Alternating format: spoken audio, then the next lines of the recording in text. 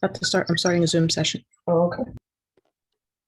Good morning, Sharon. I see you. Good morning. Good morning, everybody. Good morning. Good morning. Good morning. My name is Vaughn Johnson. I am the director of the Minority Business Assistance Center. Good morning, everyone. I am joined by my two wonderful colleagues, Business Advisor Richard Brown and Program Coordinator and Marketing Coordinator April Needham. And it is great to see everyone this morning. It really is. There's a lot of people still logging on. And as people are logging on and coming on to the workshop, one of the things we like to do with this first 20-25 minutes before we actually kick off the workshop at 10, is we'd like to give the businesses on the call an opportunity to introduce themselves and their company. And the reason we like to do that is we found out that many times synergies can be created on these workshops because company A may be looking for company B, and they can either collaborate or there may be some procurement opportunities as well. So if you have an elevator pitch and you'd like to introduce yourself and your company and take about a minute to do that, this is a great opportunity to do that while people are logging on and getting their technology squared away. So if there's anyone that would wants to do that, please feel free. If not, I'll keep talking and I will do a song and dance. Sharon, I see your hand up and I don't know if there's some other hands up or not, but Sharon, sure, if you would like to go first, fire away. Yeah, absolutely. Good morning, everyone. My name is Sharon Leeper Martin, and I am the founder and CEO of Perfect Pineapple, a head wrap and hair accessory brand that caters to textured hair. So I'm really excited to be here today. And yeah, good morning. Thank you, Sharon. And you'll be happy to know that my family and I are customers of yours. And look how cool my hair is. Look at that. I had my hair wrapped up last night with a perfect pineapple wrap. Oh, yeah. I most certainly did. I most certainly did. So thank you for that, Sharon. Is there anyone else that would like to introduce themselves and their company? Please. Latoya has her hand raised. Fire away, Latoya. Thank you, Mr. Brown. My name is Latoya Smith. I'm the CEO of 3S Technologies, LLC. We provide business and technical solutions for small and corporate and government entities. We are service-disabled, veteran, women-owned, and minority-owned small business. And currently, we are working on developing a web app for small businesses to submit to federal RFPs. Okay, so that's really interesting. The first part of what you said, what exactly is it that you do on the consulting side? We provide business and technical solutions. So whether it be DevOps, legacy application integrations, data migrations, we do a lot of work in the electronic medical record field, but we're moving into government and learning. We're developing a RFP submission app for small businesses and e-learning games. That is outstanding. Latoya, make sure we have your information and everybody else too. When you introduce yourself, and even if you don't, make sure that we have all of your contact information, and April will make sure that you know how to get a hold of us, either information in the chat or as the program progresses. So good morning for those that are just joining us. If you missed the introduction, my name is Vaughn Johnson. I am the director of the Minority Business Assistance Center at the Urban League of Greater Cleveland. And I'm joined this morning by my colleagues, April Needham, who is our program and marketing coordinator. She also serves as a convener for our workshops, and Richard Brown, who is our lead business advisor extraordinaire. So good morning, everyone. Thank you for joining us. And we actually are going to be starting in about 20 minutes or so. And there's a number of people still logging on, which is great. So what we'd like to do at this time is, if there is a business that would like to introduce yourself and your company, you'd like to take 30 or 60 seconds and give us your elevator pitch, please do so. We found that sometimes in these calls, company A is looking for company B. And the more that we know about what your company does, we are better able to assist you, especially with procurement opportunities. So if there's someone that would like to go next, please feel free. We have two hands raised. We have Sharina. If I'm saying that right, you can go ahead. And then we have Alexis. Good morning. It's pronounced Sharina. Can everyone hear me? Thank you. Good morning. You're welcome. Good morning. Good morning, everyone. My name is Sharina Cloud, and thank you for having me this morning. I'm the owner of the Candy Cover Candy Store, which is an old-fashioned candy store located in the Box Spot on 81st and Kinsman, where we have old-fashioned candy, vegan candy, a little sugar-free, and of course, all of your sugary sweets. But we also do gifts there. So we do candy baskets and boxes. And right now, of course, we're doing Easter eggs. So we also do party planning and candy tables, tablescapes, anything candy we do. And just a quick plug, if any of you have small ones or know someone with small ones, we are also doing a Easter egg hunt this Saturday from 1 to 3:30 for children ages 3 to 12. We'll have the Easter egg bunny, the Easter bunny, food, games, live DJ, and prizes. So if you're not doing anything, it's supposed to be a beautiful day. Come on out and come visit the store. We're 11 to 5 right now, Monday through Saturday. Thank you. That is outstanding. I love that. Now I just have one question for you. What if you're over 12? Can you still go on the Easter egg hunt? You can. We'll just put you in a different section because we don't want you bowing the small kids. So yeah, so it'll be fun. It'll be fun. The stores will be open. Each store is doing an individual raffle or prize or something like that. I know the restaurant is having some dinner specials and like hot dogs for $1, fries for $1, and I'll have some Easter egg baskets for sale. So it'll be fun. Yeah, thank you. I'm very familiar with the Box Spot. I love the Box Spot, so we'll make sure and get the word out for you too. Okay. Good. Thank you very much. I appreciate it. Thank you. Thank you so much for sharing. Anyone else? I see a few hands up. I don't know who was next. Richard. Alexis was next. Hello. Good morning. Good morning. My name is Alexis Collins. I am CEO of CC. One second, I'm sorry.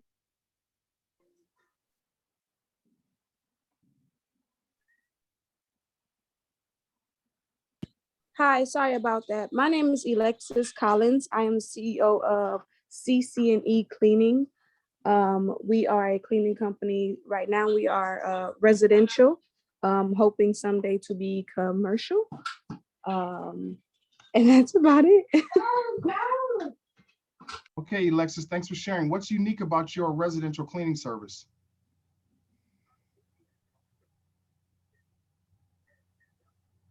Alexis, are you there? Okay, so the reason I'm asking that question, and I'll throw this out to the group. Now, my team knows the answer to this, but as you think about what you do and your business and what differentiates you in the marketplace, think about your elevator pitch. You should, in a few moments, literally seconds, be able to tell people about your business, what you do, what's different, why they should do business with you. And one of the questions I like to throw out to the group before we take the next question is, can somebody tell me, we all have heard of Disney and the Walt Disney Company and the Disney parks. Can someone tell me what Disney actually say that they sell? What does Disney sell? Can anybody tell me what Disney sells? Yes. Go ahead, Michelle. What does Disney sell? Happy, like happiness. Oh, that's really close. That's a great answer. That's really close. Anybody else? What does Disney actually sell? I was going. Memories. Memories. That's a good one. Yep. Imagination. Imagination. Great answers. And all those answers are going to culminate into one word. Experience. Experiences. That's right. That's right. That's one. I'll take one more. Anybody else want to take a stab at it? Okay. Disney says that they sell magic. They sell magic, and all those words, all those verbs, and all those words, that's magic. So as you think about your elevator pitch and what your company does, what is it that you actually sell? Are you selling a solution? Are you selling time? Are you selling a product, a service? But what is it that you're actually selling? Boston Market and KFC, their product is food, but they actually don't say that they sell chicken, or they don't. They say that they sell time. They give you family time back So you don't have to cook, they do the cooking and at a value price. So think about that. Okay, is there anybody else that would like to introduce themselves and their company? We've got about 18 minutes before we start. Michelle is next. Okay, Michelle, fire away. Good morning again, Michelle Ribb with Buy Right. Hi, We Michelle. sell office products, office furniture, new and used. And for the past year, probably most importantly, PPE supplies. So we have everything, and we have since day one had everything from Clorox wipes to Lysol spray to all kinds of cleaning supplies and disinfectants and gloves and all the things that people need right now to keep their businesses and homes safe. That is great. Now, Michelle, how has that performed for you through the pandemic? And that's a great pivot into PPE. The last year was kind of crazy because I didn't know we were going to pivot, and I didn't know what the world was going to be, and I let everyone furlough and go home, and I've been here myself for a year. Okay. So Okay. 274. Thank you for sharing, Michelle. Is there someone else? Okay.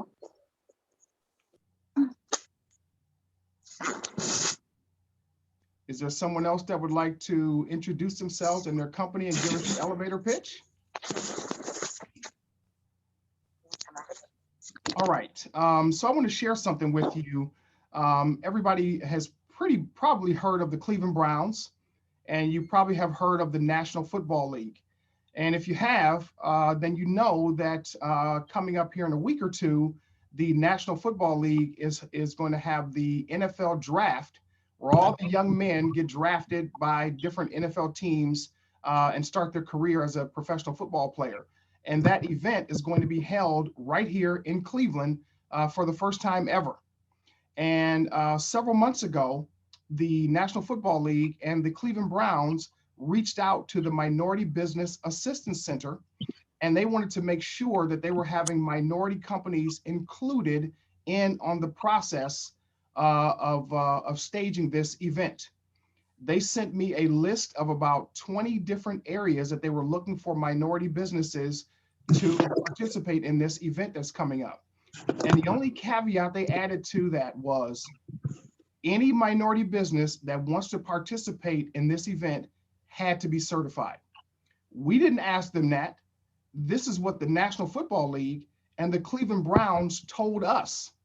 So the importance of certification has even reached the Cleveland Browns, the National Football League, because they know that credential is a differentiator in the marketplace, and they have a comfort level in dealing with minority enterprises because of what's required to become certified. And so when you see minority businesses, or if you hear about a minority business working with the Cleveland Browns and the NFL draft, those businesses had to be certified to participate in that event. So that's why we're all here today, right? To learn more about a certification and get your business certified. I have one more quote unquote commercial.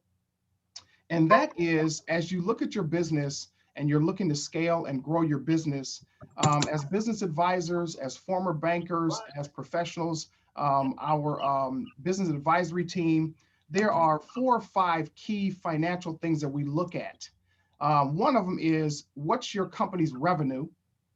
And then there's 4 key financial statements: your income statement, your cash flow statement, your profit and loss, your balance sheet, and where are you with your taxes, and are they current? And as a business owner, you should have those 4 statements, and you should know where you are at any given point. You should know what your revenue is. You should know how your sales are, your cash flow, your profit and loss, and your balance sheet. You should know these things. And if you're not familiar with what those are, or if you don't have those, or if you don't have a bookkeeper or CPA that's working with you to generate those, make sure you set up an appointment with one of our business advisors so we can walk you through that process. And as you're going to hear on the certification piece, many of those documents are required for certification, including tax information. Okay, so that's the end of my commercial. And for those that have just joined us, I'm going to introduce myself again. My name is Vaughn Johnson. I am the director of the Minority Business Assistance Center at the Urban League of Greater Cleveland. I am joined this morning by 2 of my wonderful colleagues, April Needham, who is our program and marketing coordinator. She also serves as the convener for our workshops. And our lead business advisor, Richard Brown, is also with us this morning. So welcome everybody. I see there's still a number of people logging in and getting set up with their technologies, which is great. And we're going to be starting in about 13 minutes. And normally during this time, we like to have businesses introduce themselves for a couple of reasons. One, because as business advisors, the more we know about your business, the better we are positioned to be able to assist you with procurement opportunities, technical assistance, and other things like that. And also we found that on this call, many times business A could be looking for business B, or like in Michelle's case with office furniture and PPE equipment, there are people on this call that work with the state of Ohio and other organizations that may be looking for office equipment or PPE equipment, or they're looking for a janitorial service or what have you. You just never know. So we like to use this as an opportunity for you to introduce yourself and your company. And with that, if there is someone that would like to introduce yourself and your company, the floor is yours. I'll go first. Okay. I'll go first. Sure. Hi. Hi. How are you? I'm Lenita Davis, and Hi, I am Lenita. a part. Hello.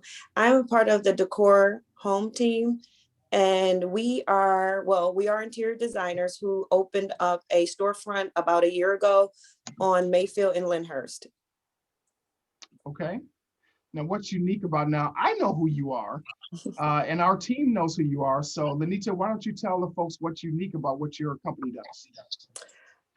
What's unique? Well, I mean, we sell furniture and home accessories. I don't know how unique that is, but it's uniquely designed. Okay, there you go. See, I like that. So you're selling a lifestyle. We are selling we are selling a lifestyle for your home. We like to, our kind of tag is, let us decorate your life. See, and so I love that. So really there's four of us. We're all females. We're all females, a female-owned African-American storefront and interior design firm that we're building. And like, we've been knowing each other for quite a long time, and we've decided to jump out and start following our dreams and passion and take things to another level. That's awesome. And I think we're going to be hearing from you a little bit later too. So I don't want to let the cat totally out of the bag, because we have a really cool workshop set up. One of the coolest ones we've ever done. So thank you for being with us. Okay, is there, we've got about 10 minutes. So is there someone else that would like to introduce yourself and your company and tell us what you do? And again, our business advisors, that's one of the things we can help you with. We can help you develop an elevator pitch, a tagline, a vision statement, a capability statement, all those things that Richard's going to talk to you about. What? Good morning, everybody. Hi. Good morning. Hi. My name is Maya. I am the owner and operator of Dressedtukale. And one of the operating partners of Chateau Huff. So my fiance and I have a super green salad bar, Dressedtukale, that operates out of Chateau Huff, which is an urban winery in the city of Cleveland at East 66 in Huff. So we specialize in organic super green salads. And yeah, that's primarily it, aside of the fact that we grow our own grapes and make our own wine at Chateau Huff. And yeah, I don't know. Okay. It's a lot. It's wonderful. A lot all in one little. So Maya, I have an opportunity for you. So let's make sure we connect. Okay. The Oberlin College, their Department of Food Innovation, I actually shared your name with them, and there is a program coming up that I'll tell you more about later, but there's definitely an opportunity for you. So let's make sure that we connect, make sure we have your information. I'm going to follow up with you on that, okay? Okay, thank you so much. You're very welcome. Is there anyone else that would like to share what they do? Introduce yourself and your company.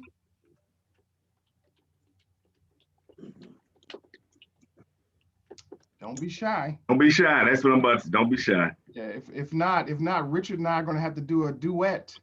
You don't want that. You don't want that, so. All right, that's okay. That's okay. You don't have to introduce yourself or your company. We're not trying to put any pressure on anybody, but this is just an opportunity to create some synergies, make some new friends, and it helps us to know more about what your business does. So when procurement opportunities come up and they ask us, do you know of a company that can do X, Y, or Z? It helps us to know what your company does.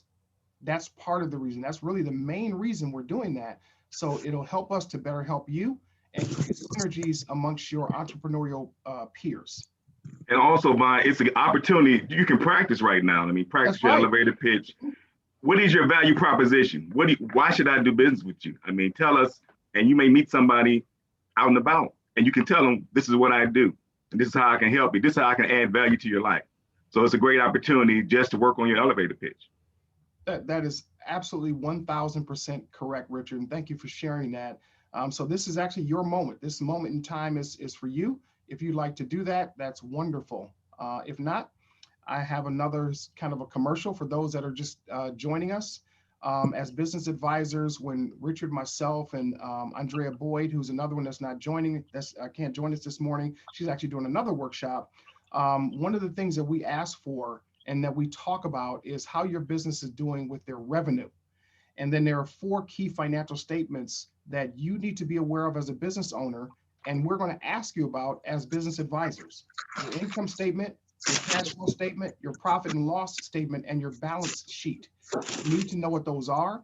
You need to have access to those at any given moment in time. It is a tool to help you better manage and run your business and your operation.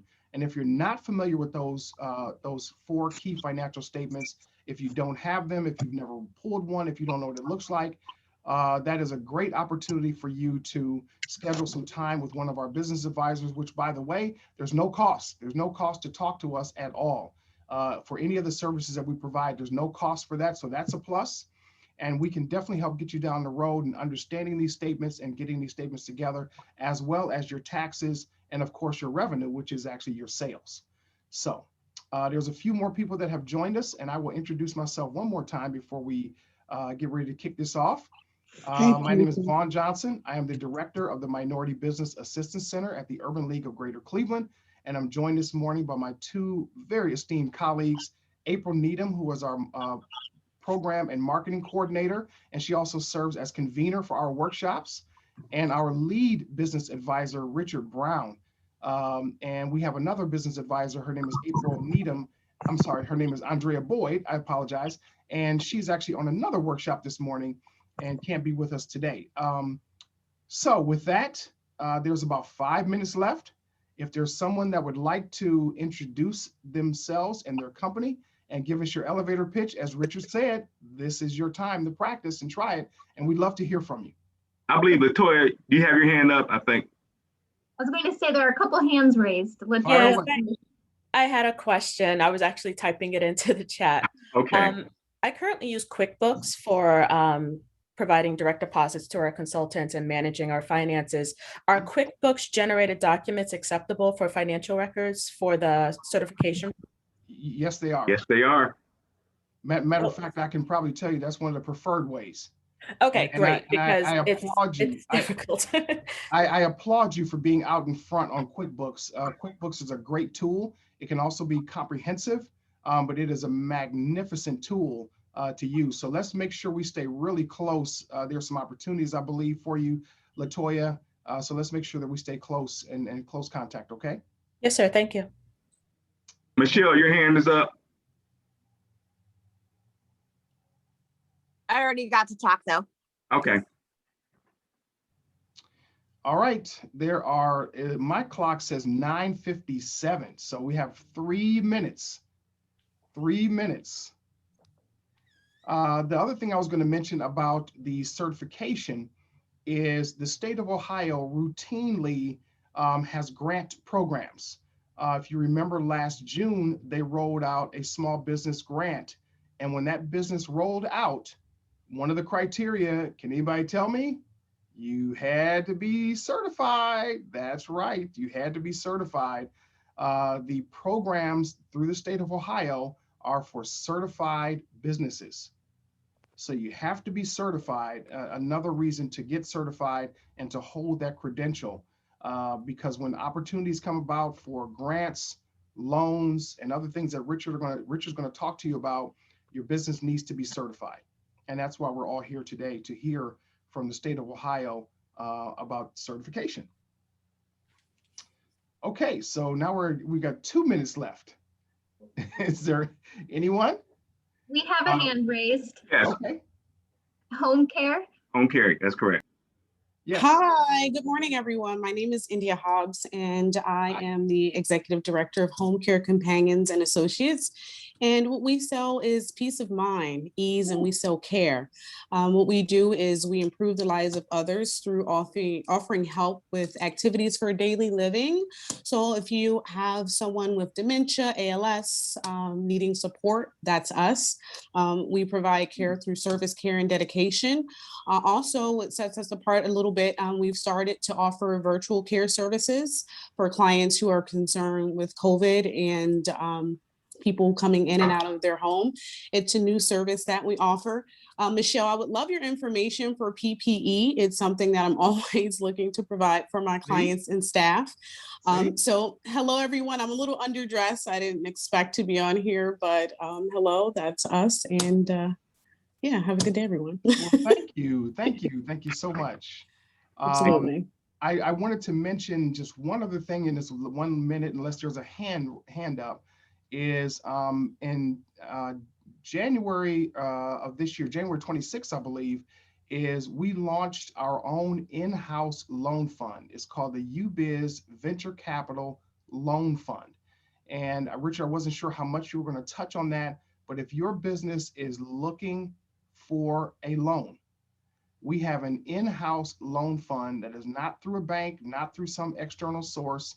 I'm not going to steal Richard's thunder on that, but it has launched, and we have just a myriad of different companies in our pipeline that have applied for that loan. So once again, talk to a business advisor. Richard's smiling because I know he wants you to talk to him about that. He's very passionate about our venture capital loan fund. So it is, my clock says 10 a.m. So thank everyone for being here. I'm going to join you on the call, and I am going to turn it over to April Needham. April? Yes, absolutely. Thank you so much, Fawn. Good morning, everyone. Once again, my name is April Needham, and I'm the Marketing and Program Coordinator here at the Minority Business Assistance Center. I wanted to go over some housekeeping tips on Zoom before we get started here. And one of them is, if someone is speaking, if you could please make sure that your microphone is on mute. It seems like a lot of you are already familiar with Zoom etiquette with raising your hands and things like that, so we really appreciate that. But during the course of this workshop, we're going to use the chat box option to ask and answer any questions. And if you're not familiar with how to open the chat box, if you click on the More button at the bottom, there's 3 little dots, and then there's a chat option, and it will open your chat box. And please put your business information in there. This is a networking opportunity for all of you, so we want to make sure that you all get in contact with each other as well. Are there any questions about that before we move forward?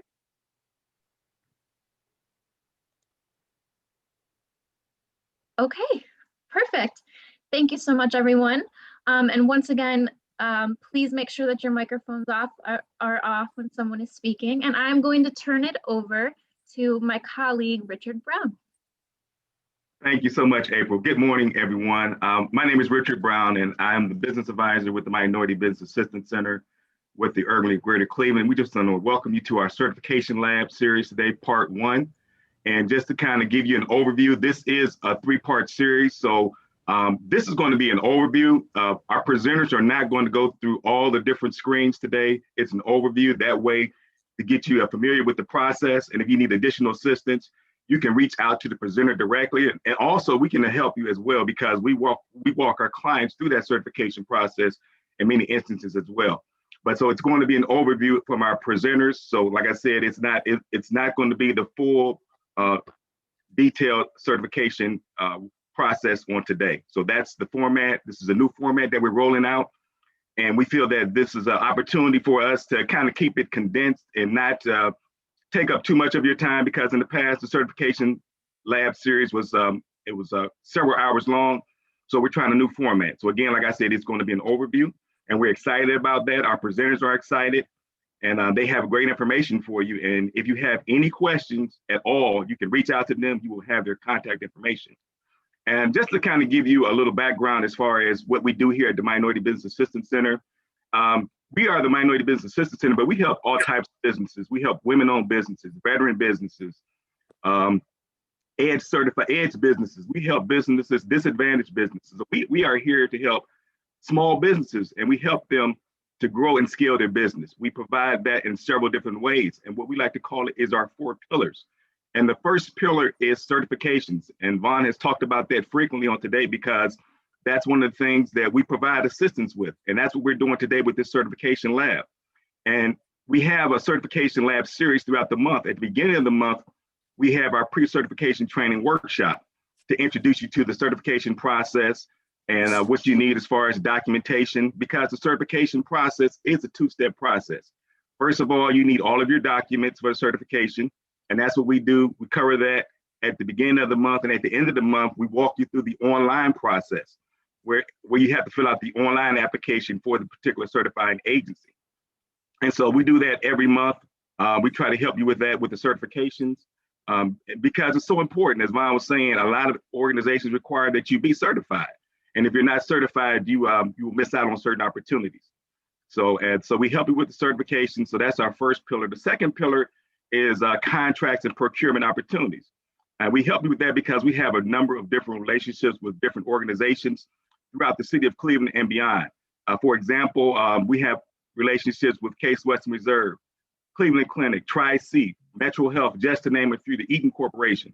And when contracting opportunities become available, we try to make sure that our certified businesses are made aware of those contracting opportunities. And if it's a good fit, we try to plug you into those opportunities.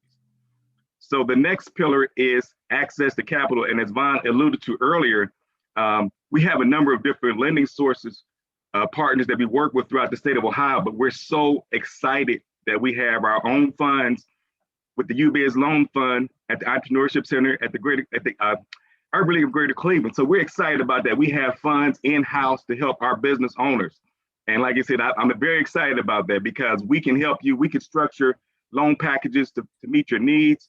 I mean, if you have, you want to grow your business, maybe you need working capital, maybe you need to purchase some equipment, or whatever the case may be, we have the funds available, and we are determined to get these funds out to our clients to help them to grow and scale their business, to create those jobs and sustain those jobs. So we're definitely excited about that. So reach out to us, connect with us.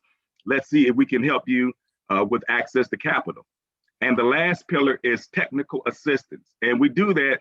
Our business advisors are very excited about that. We help you with your business plans. We help you with your financial statements. As Vaughn alluded to earlier, with the certification process, you're going to need all of those financial statements that he mentioned in order to become certified. The state requires those documents. You have to have a balance sheet. You have to have an income statement. You have to have a cash flow statement. And if you're not sure what that is, we're here to help you with that. Not only that, we can help you with your capability statements. We can help you with your business plan. We spend a lot of time reviewing business plans with clients, and it's a lot of fun. But I've seen some interesting business plans. And so I'm like, I applaud you for your effort, but let me help you. Let's tweak it a little bit. We need to add a little more meat to this business plan. It's a little lean. So we're here to help you. We're excited about helping you. And as Vaughn said, the services are free. And we're just here to assist our business owners. And we enjoy what we do. As you can tell, I enjoy my job. I really like helping people, and I'm passionate about it. So we would love to connect with you, to help you, to grow and scale your business in any way we can. And another thing, we have a number of excellent resource partners. If we don't have what you need, we will connect you within our network with the resource that you need, because we have an expansive network in our ecosystem, and we're all here together for one purpose: to help the small business owner grow and scale. All right, and at this time, I'm going to turn it back over to April.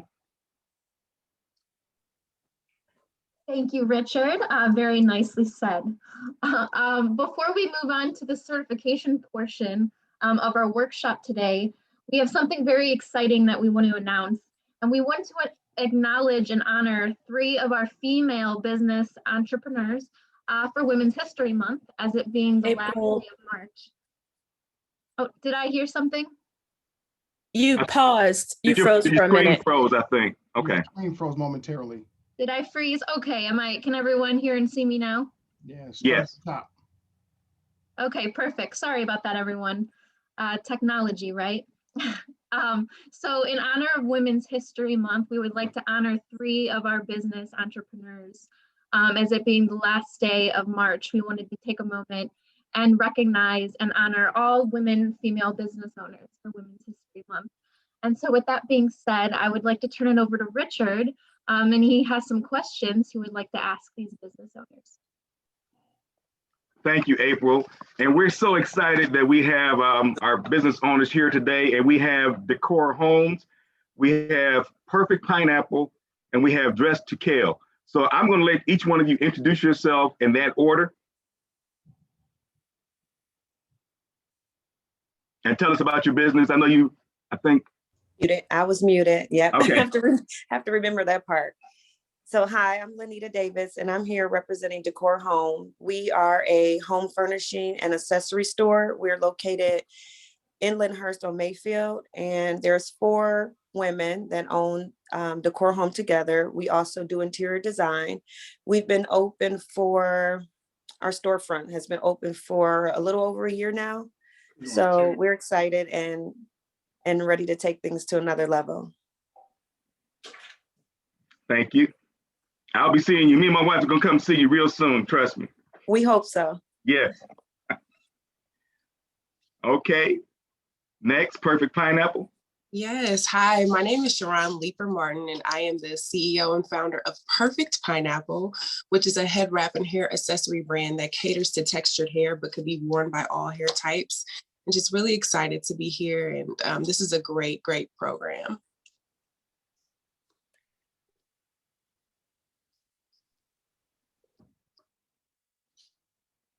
Okay, Mike, all right, there you go. There we go. Hi, everybody. Hello again. I am Maya Melton. I am the owner of Dressedtukale, which is a super green salad bar. We operate out of the historic and beautiful Chateau Huff in the Huff neighborhood. And we specialize in super green. So what that means is we focus on things like kale, spinach, arugula, bok choy, all of those extremely healthy, like super salad options outside of your norms. We top them with healthy proteins like wild caught salmon, shrimp, and responsibly raised chicken breasts, and toppings that we chose to complement the nutritional value of a salad. We also make all of our dressings at home, and they fit any of your diet. So they are gluten-free. They fit into your keto diet. They are sugar-free, and they're made with all natural organic ingredients, which is what we focus on.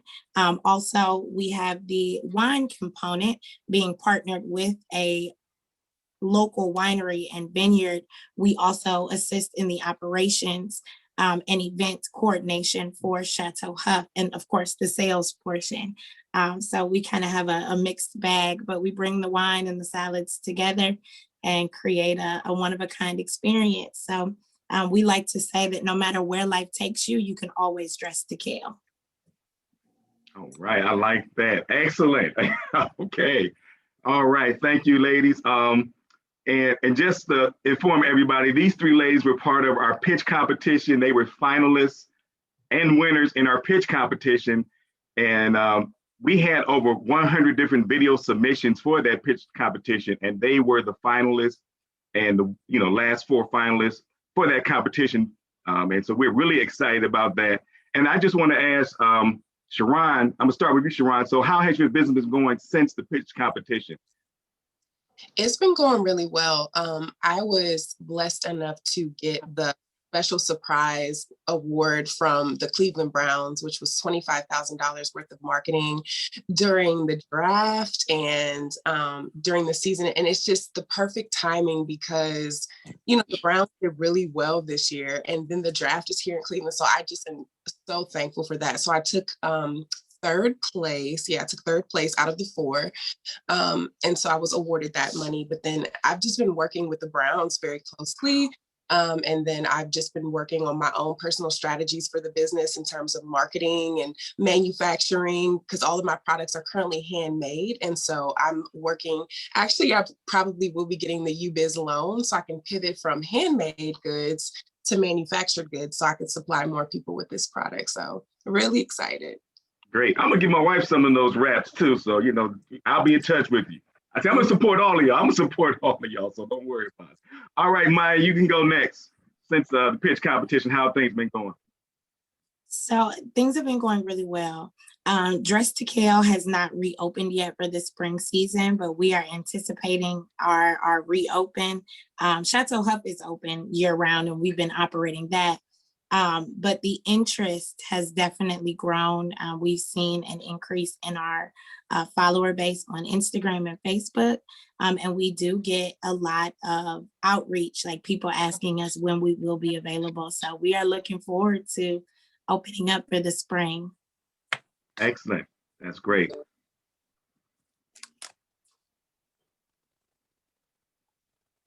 Okay, you can go ahead, Ida.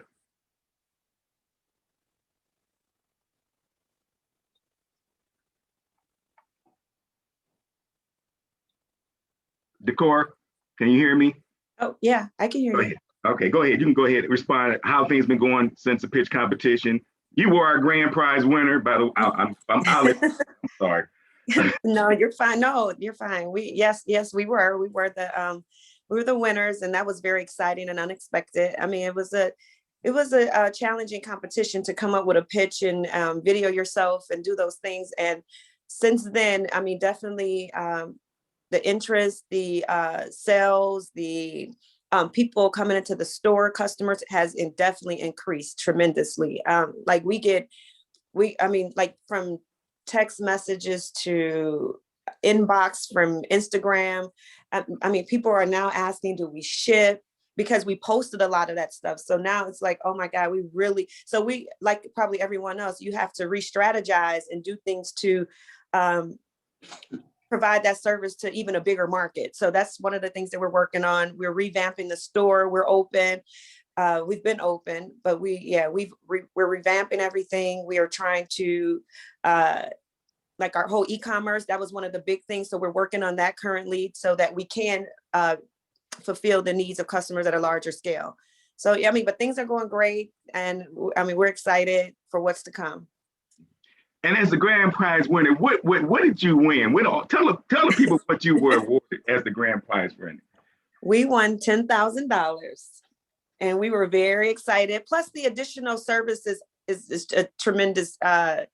It was a need. So I mean, there's a lot of things we learned talking to our advisor, and she's working with us, and she's really great. So yeah, but the $10,000 was definitely a nice added touch to our account.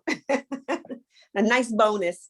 That's right. And the thing about it, it was worth applying. See, that's Yes, to encourage everybody. You don't know, you may be the next one when we have a pitch competition. So we encourage everyone to apply. Don't feel like you said, it was a little challenging maybe to figure it out, but they figured it out, and and they won. So it's available to everybody. Anybody could be the winner, the next winner. So I just want to put that out there. Agreed. Okay. And since I'm still talking with you, who are some of the female entrepreneurs that inspire you? Oh my goodness. I don't even know where to start.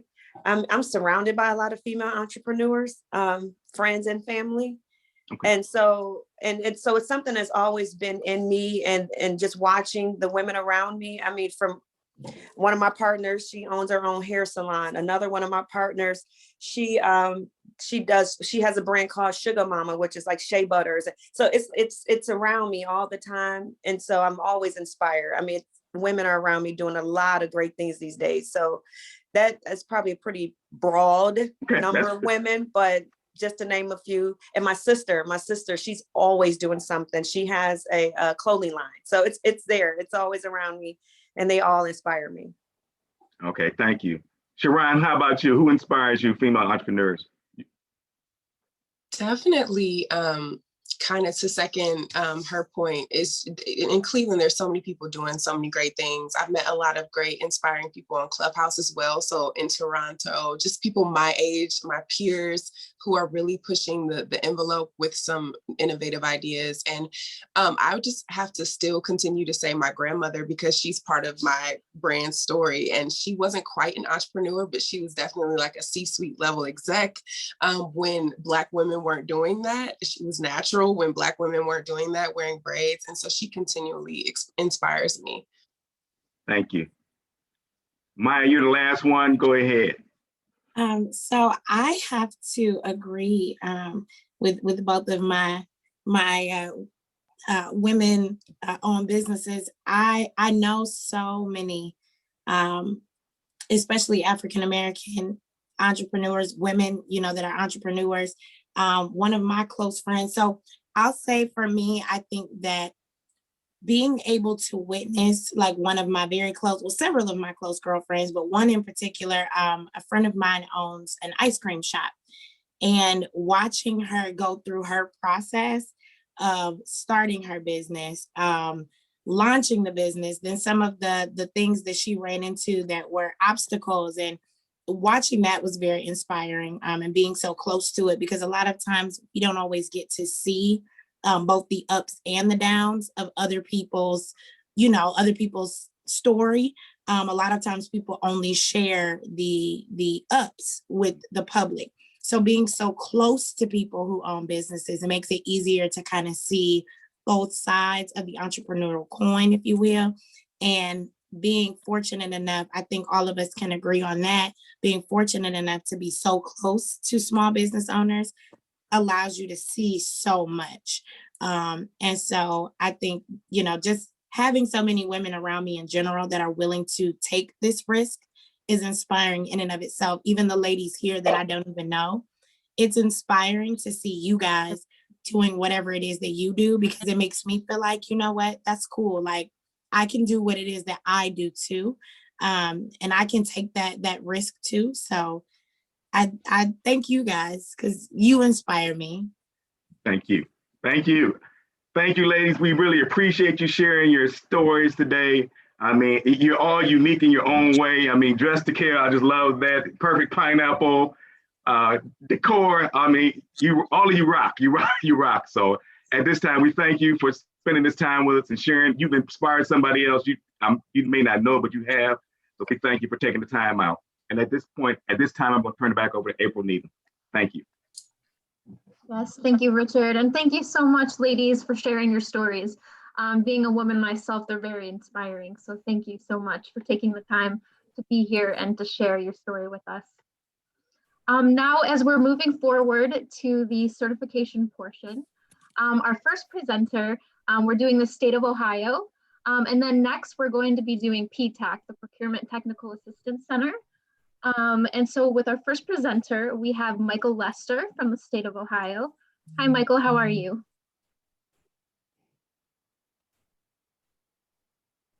I'm good, how you doing? I saw him on here, there you go. Good, hey, Michael, good to see you. Good morning, Michael, how you doing, sir? Yeah, how everybody doing? It's been a while since I've seen everybody. Yeah, good to see you. Good to see you.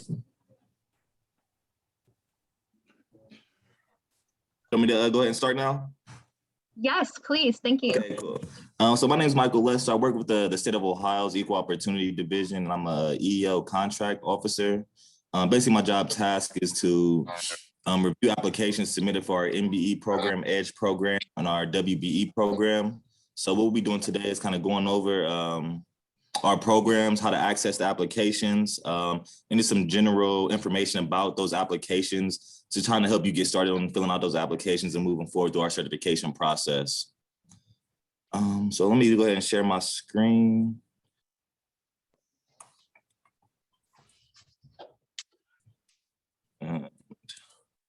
Go run through this PowerPoint. All right, so first we're going to get into is, what is the Ohio Business Gateway? I'm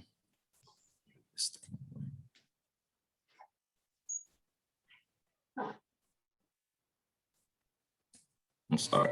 So basically, the Ohio Business Gateway is a local government agent, is a state and local government agencies collaborative initiative that provide a time and money saving online filing payment system that helps simplify business relationships with government agencies. So basically, it's a website that hosts a lot of different applications from different agencies that allows people in the state of Ohio or doing business in the state of Ohio to access all these applications in one general location. And who's the gateway for? The gateway is created for business owners to give them a single portal to access forms that may be needed to conduct business in the state of Ohio. Any business organization conducting activity within Ohio may use the gateway electronically to submit transactions or any forms needed to be in compliance with programs and agencies. And a quick where is the Ohio Business Gateway? There's a few different links to get to the gateway. And a couple of them are seen here. The gateway.ohio.gov, then business.ohio.gov. Both of those links will get you to the Ohio Business Gateway in order to set up profiles and complete applications. And also, if you're familiar with our das.ohio.gov site, there's multiple hyperlinks to our website to get you to the Ohio Business Gateway as well. And for the Equal Opportunity Division on the Gateway, we host 7 different applications. But the main one I think a lot of people in here will be focused on is this unified application. That is application for our MBE and EDGE program. We have 2 other programs, like I mentioned earlier, which was our VBE and WBE. Those applications aren't hosted on the Gateway yet. They will be there shortly, but as of now, there's a different place to get those, and I'll get to that later on in the presentation. And now finding the unified application. This is a difficult task for most people. They kind of made it hard to get to the unified application through the business gateway. So I'll try to do a quick overview and tell people how to get there. There might be questions about it, but I think they always give you my email, my phone number, so people could reach out at a later date if you need to find this as well, because it is kind of tricky getting back into the application. So if you're first getting onto the gateway, use one of the links I've showed. If you can't log on because of your username or password, you do have that option there to reset your username and password. And it takes you through a few short prompts to do so. And if you can't reset your password on your own, the Gateway Help Desk number is listed there, the 866-644-6468. You could call them and ask for their technical support of option 1, and they should be able to go through and help you reset your password as well. But if this is your first time ever being on the website before, you just select this bottom option down here to never use the Gateway, create an account, and it'll take you through some steps to setting up a profile, then set up an account for your business as well. Once you're able to log into the actual business gateway site, this is what you should see here. This is my business dashboard. At the top is everybody's natural homepage for the business gateway. But the applications you see at the bottom may vary based on your profile and based on what you have access to. But from this homepage, you get a lot of different options. The first one I'll mention right here is this quick links. Under the quick links, if you are a person who owns multiple businesses or does filings for multiple businesses or may just be affiliated with multiple businesses, right here, this request business access is how you request access to any other business account that you may be affiliated with. And once you request that, just the owner of the other profile would have to approve that request, and then you will have access to the business account as well and be able to file forms for that business as well through the gateway. And then up here to the right is a silhouette of a person. This is actually the administrative tab for the gateway site. And here you'll be able to change any company or personal information that goes along with this site, like your company name, if you ever update that, address, just general information can be changed through that administrative tab. And lastly, we'll mention is the padlock here, which is the, so basically the section where you change a lot of settings and applications, where you'll find and add and remove applications. You can add or remove other users who have access to the account. So it's just more so of a general settings account, or general settings for the account as well. And then we'll just go through a couple of steps to show you how to get to that application. So if you want to add or remove any applications on your gateway site, the first step you want to do is click on that padlock in that top right corner. And then you will be brought to this page here, which is a My Business Account Access Management page. From this page, you will click the service areas, and then it will have options for you down here. And what you want to do is find the Equal Opportunity Division and click the plus sign on it. And then it should move it over here to this right side titled Authorized Service Areas. Anything that you want to have access to needs to be under the Authorized Service Area side. So after you have your application or your service area moved to this authorized service areas, you want to go up here to this transaction types button. And it will take you to another similar page that has available transaction types and then the authorized transaction type. And pretty much in the same way, any available transaction types you want access to, they'll be over here, plus signs on them. And if you want access to them, you'll click the plus sign and it'll move it over to the right side again and put you under the authorized transaction types. And everything you want access to needs to be under this right side under authorized transaction types. And normally the final step in this process will be going to this user authorization tab. And here, basically, you're giving yourself access to do everything involved in the application, reading it, editing it, creating, deleting, and submitting the application. So you'll want to go down and find the transaction type you're looking for. So in this sense, it would be the unified application. And then you would just go turn on all 5 toggles that are listed under the application. And once you turn all those toggles on, you hit save. And then once you hit that save button, you should get a pop-up that looks like it's basically that you have completely or have successfully completed changes on your account. And once you see that drop down, you'll be able to go back to the home icon here at the top, and it should bring you back to the home page. It looks just like this, and you should be able to see your application there on the home page now. And that was just a quick go through of how you would add that application to your profile. Like I said, they do provide my phone number and emails at the end, and I will be able to give out PowerPoints to anybody who needs it. So if you need those steps, or if you need to actually call in for help to get through those steps, I'll always be available to help people out go through those steps as well. And now just a few common errors that are, I see I get a lot of questions about through the application. The first thing is all phone numbers. When you're typing in a phone number, a fax number, any number that is a contact number, just be sure to type your number in, just the digits. You don't need any spaces, hyphens, any parentheses. The system will automatically format your phone number for you. So it's easy just to type in the digits and leave it at that. And then page of 5 of 14, which is this attachment A here, is the owner's information page. A lot of people miss these 2 tabs right here. So owner's assets and liabilities and the owner's properties. Both of these tabs here have more information you have to fill out in order to move forward from this page. So just be sure to look at those, click on those and fill in those information completely. It's often overlooked. And then we'll do step of 9 of 14 is another common error, is the independent decision-making function. It's a very tedious 2 pages of the application in the sense of it's 17 different functions. And each one of them for a lot of small member LLCs or single member LLCs will be you just typing your name. I think it'll be a total of 34 times, so just 2 each time, and it's 17 total. So you want to type your name over 34 times in these boxes, and then what normally trips people up is there's 2 pages of it. So down here, there's a white colored next and a blue next. So you just need to click the white next to get the page here of 2 of 2, and then complete the other 11 of 17 of the independent decision-making functions. And a lot of people just, they have a little problem with that, is because it's so repetitive in typing your name over and over again. And the last common error that I see a lot of people run into is just this month year ending. This kind of trips people up. The application is looking for like the gross receipts for the last 3 years of your business. If you don't have a complete 3 years, if it's just 1, just 2, that's perfectly fine. They want the last 3 of the life of the business, whatever comes first. But in the month year ending, they're solely looking for just a month and a year, no date, and they want to know what you gross. So it could be the end of the fiscal year or the end of the calendar year, whichever your company does the budgeting or does your fiscals by, it's perfectly fine. But just the month and year ending is the only date we need. Your gross receipts and number of employees. But those are the main common errors I see people run into about the application. And just here's some general information for our agency. Websites you can reach and how to contact us. I'll leave that up for a second in case anybody wants to write down a phone number or our email address. But after this, I'll show you guys our the VBE and the VBE applications as well.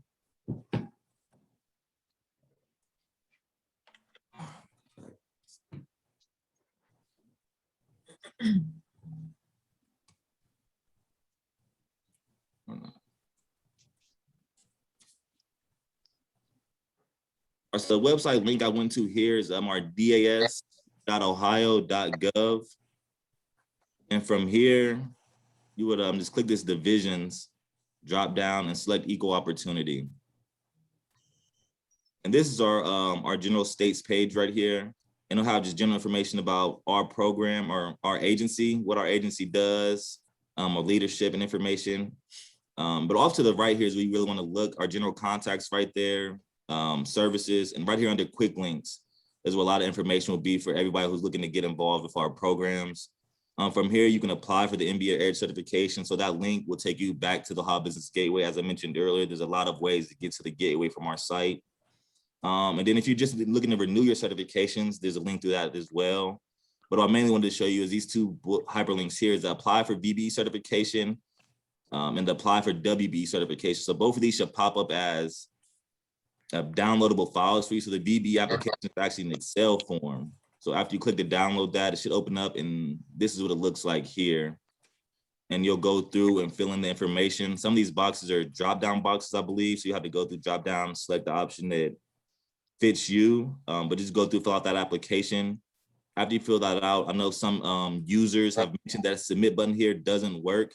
So what I would suggest people do if that submit doesn't work for you, just save the Excel form to your desktop and then email that form and then the documents that go along with it all to our office at the same time. And that'll either be a get around for that submit button not working for you. But this one's actually a very short and easy application to fill out. Doesn't take too much. The VBE is a shorter process as well. So if you want to go through that process, the turnaround time is pretty quick for that. And then back for the WB application, it's the same way. If you click that hyperlink, where did it go? Give me 1 second.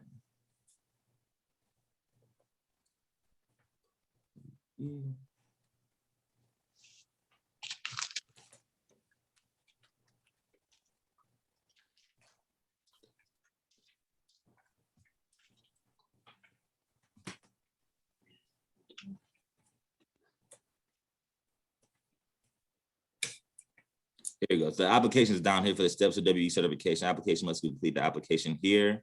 So you click on that here and then it'll pull up the application for you. And the application is kind of in the PDF format for this one.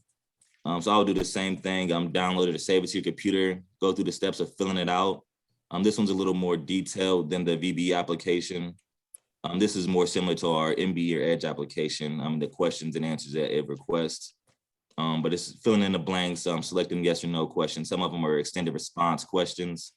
But like I said, you'll do the same thing. You complete this application in its entirety, gather the documentation that goes along with the WB application, and then you'll email all that into us, and then it'll start your process from the beginning of us reviewing that information as well. But that's our WB application there. Michael, is there a preferred browser for the DIS page? Through our life, they always told us a lot of the state websites and a lot of the state applications work best through Google Chrome. I found at times users had trouble with Google Chrome as well. Maybe if your Google Chrome is not all the way updated, but for me, Google Chrome has been the easiest to use throughout the state applications. Great, thank you so much. And that's all the general information I have. And like I said, this state website here, this DAS site, there's a lot of other information on here. It'll probably take me a while to go through everything. But there's a lot more just general information on here. And then I don't know if we have time for any questions, if there are any, but I'm available to do that now if we have that time. Yeah, we do have time for questions. Is there anyone that would like any to ask any questions to Michael today?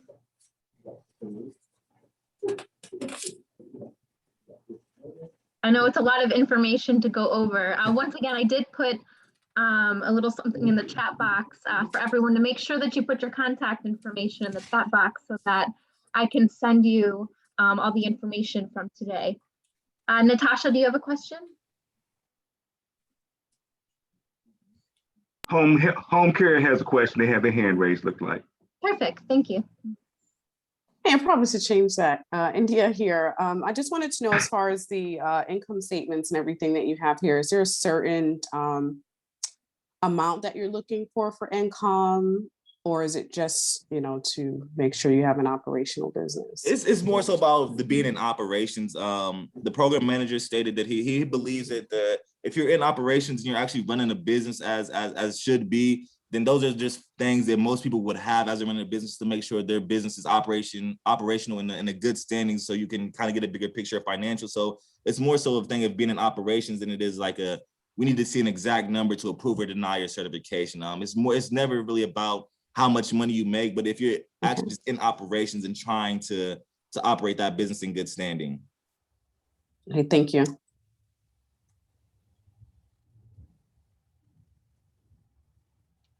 April, if I could just jump in here real quick. As we walk through the certification process, and Michael will tell you this too, the first place you want to start is with an MBAC business advisor. We, as Richard mentioned, will help walk you through the checklist of documentation. We can help you prepare those financial statements and other information that's going to be required.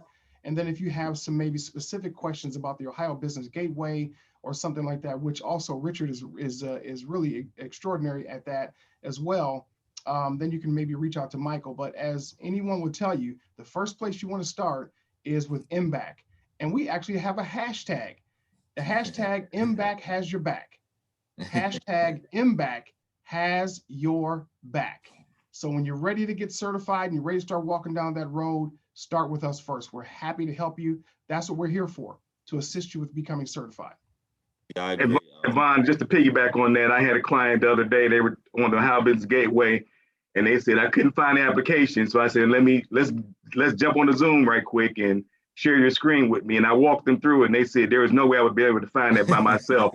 And I walked them through it. So yes, I mean, I've helped a number of clients with the Ohio Business Gateway. So yes, that's what we do. And we try to lighten the load for Michael as much as possible. Come to us, we'll help you. If we get stuck, then we'll reach out to him. But we have a pretty good handle on the process, so you can reach out to us first.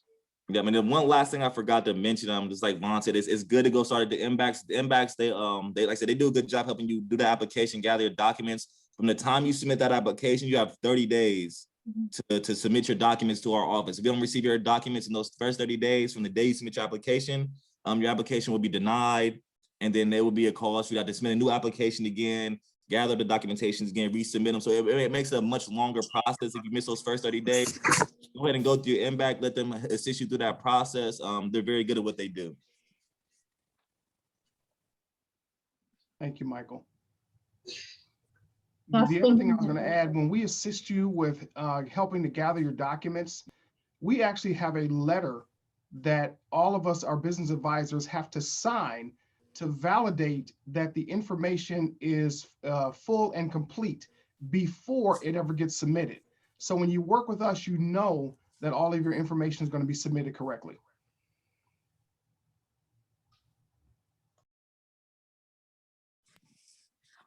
There's a question in the chat as far as, is there any cost, any application cost for the applications? No, the application is free. All of our state applications are free. The MBE, Edge, VBE, and WB are all free applications. Michael, you know, one of the questions that we typically get is, how long does the certification process take? So once a business has all their documents submitted, they've completed the unified application, what's a range, a time range that you normally see in terms of getting that business certified if everything is in order? If the process goes completely smoothly, all the documents are in on the first wave, most offices can knock the application process out in about 30 days or so, depending on the workload.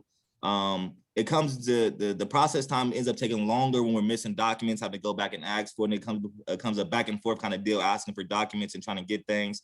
That's what makes the process longer. But with us working from home, I think our work time may have extended a little longer. We're currently processing more applications now than we have ever before. I think in the time we've had our agency.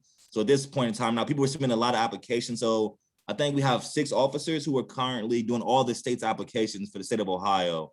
We're all at about 40 or so applications each. So it was processing times is a little worse than it was when we were in the office. But we're still, like I said, about 30 days if you can get everything into us on the first wave of documents. And then, thank you, Michael. So then when you get an application that has the letter from the MBAC, how does that impact the actual process versus if a business submits their information on their own?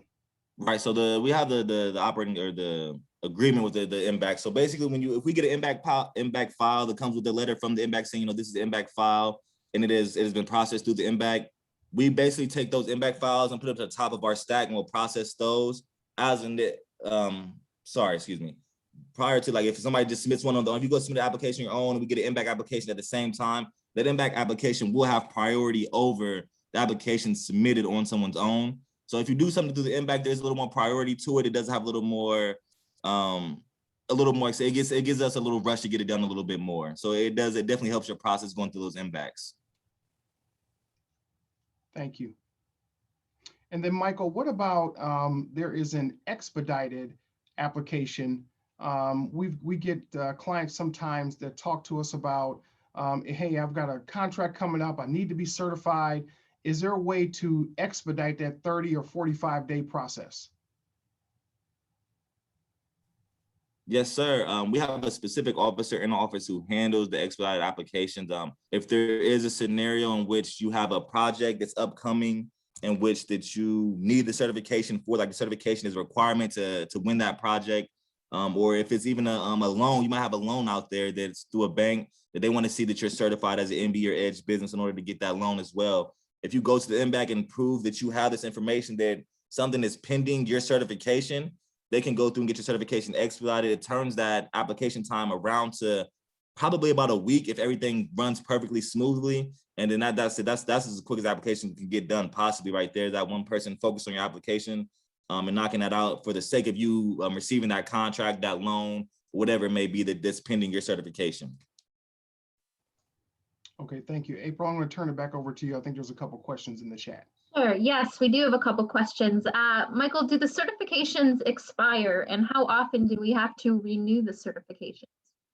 So the certifications, the MBA Edge, and I believe the WEB on the same time frame, they all have a two-year certification period. So once you get certified, from that date you get your letter saying you're certified, you have 2 years for that certification. We normally tell people about 30 to 45 days before your certification expires. There's an application titled a recertification affidavit that is also on that business gateway profile. You would need to submit that recertification affidavit in order to renew your certification. And once it's renewed, it's good for another 2 years again. You won't ever have to submit another unified application unless you miss your recertification date or your structure of your business changes. You change from an LLC to something else, or if you add new members or lose some of your ownership, give it to someone else. Situations like that will cause you to reapply, but as long as you stay on your top of your recertifications, more than likely you won't have to reapply as a new applicant again. Awesome, Michael. Thank you so much. Michael, I have a question regarding the WBE certification. Explain some of the benefits of that for, women business enterprises, because we just rolled that out. You just rolled that out last year. Right. Yeah. So the WBE program is very, very new, and it's new into the sense that the benefits for it aren't great yet. So we're still currently working on the benefits of the WBE program. We're trying to get a lot of people certified into it. We're grandfathering people in from the Edge program and the MBE program who are already certified.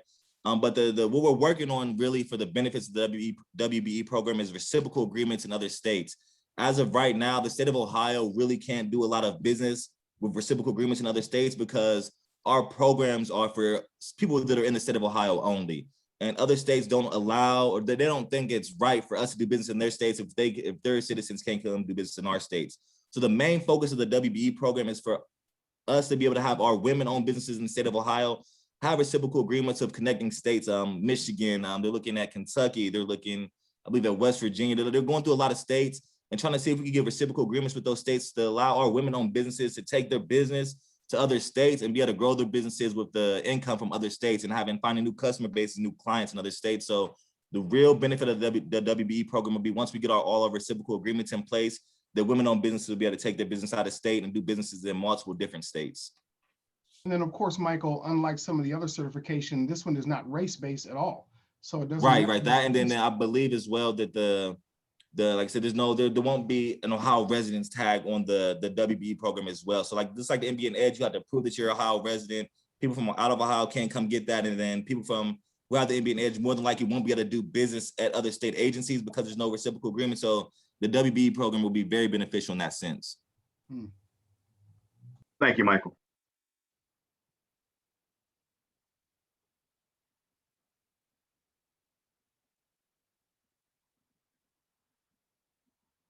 Okay, everyone, thank you so much for your questions. Thank you, Michael, again, for being here today.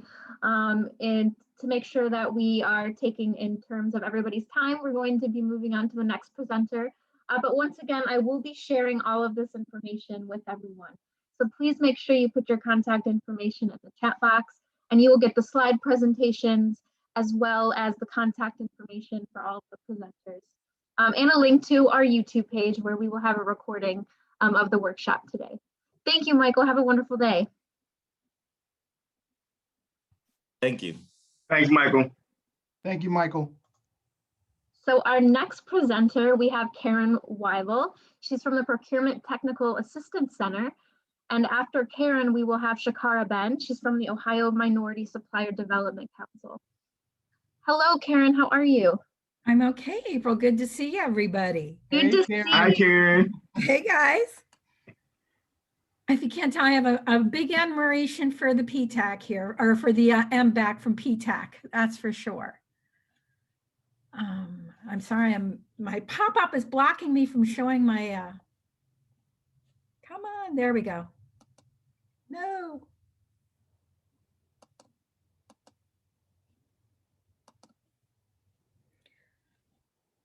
I just want to say Miss Karen is amazing. She's been helping 3S Technologies for 3 years now.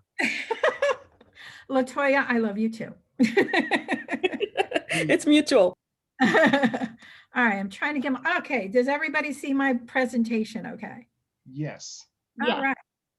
Well, thank you, MBAC, for having me here. MBAC is a great organization. We are a sister organization to the PTAC. It stands for Procurement Technical Assistance Center. Our focus is solely on government contracting, and our whole focus is helping businesses sell their goods or services to government agencies at the federal, state, or local levels. All of our services are free of charge. We are funded by the Defense Logistics Agency, the state of Ohio, and then my particular office, if you can't tell, is sponsored by Ohio University.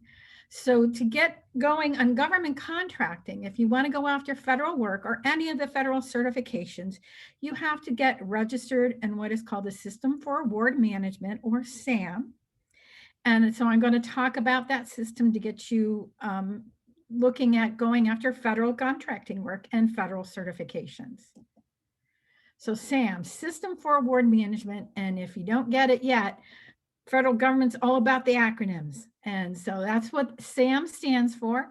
It is an official federal website.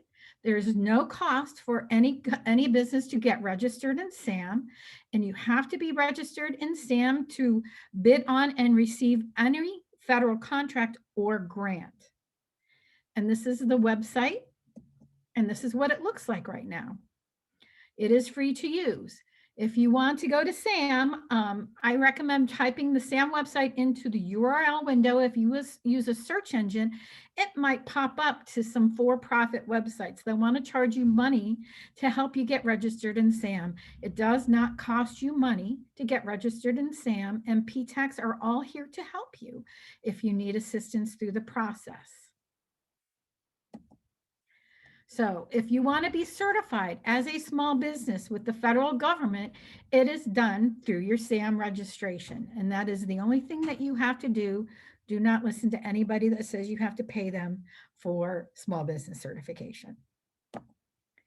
So a couple of things that will make your life easier when you're getting registered in SAM is to double check your business registration with the state of Ohio. The federal government will cross-check this. And I've seen some problems that have occurred where a business has moved and they didn't update their filing with the state of Ohio, and an incorrect address was listed for their business. And that throws up red flags for the government that you might be a scammer or a bad actor in the federal space. So I recommend everybody go to this website and double check that your business filing is up to date and correct. You're also going to be required to have a DUNS number. This is the website where you can go and get a DUNS number for free. And this is what the website looks like. You can call them as well, but the website's nice and easy to use. There's some information you're going to have to pull together before you get your DUNS number. And here's the list. You're going to have to go in there.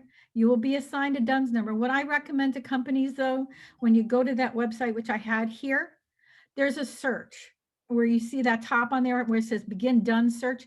Search to make sure you don't already have a DUNS number. I had a client yesterday that didn't think they had a DUNS number, and we went and did a search and he had one. So that could cause you problems if you have multiple DUNS numbers for your business. So you can search to make sure you don't already have one, and then you're going to need to get access to it. If you do not have a DUNS number, then you can go in and get one. After you get a DUNS number assigned to you by Dun & Bradstreet, it takes about 48 hours for that DUNS number to be able to communicate with the SAM system with the federal government. Another thing you're going to have to look up, you're going to have to know what your NAICS codes are. And NAICS codes are the codes that the federal government uses to identify what type of business that you are. And you can have multiple NAICS codes because you could be doing janitorial and HVAC or whatever. You're going to want to look up all the NAICS codes that apply to your business and have them already written down and ready to go. And I'll go over why that's important here in a minute. Excuse me, Karen, my screen is not moving. I'm still on the first page. I don't see what you're talking about. I don't know if anybody else is having that problem. It just says system for award. Let me hit the share button again. Is it going? Yes.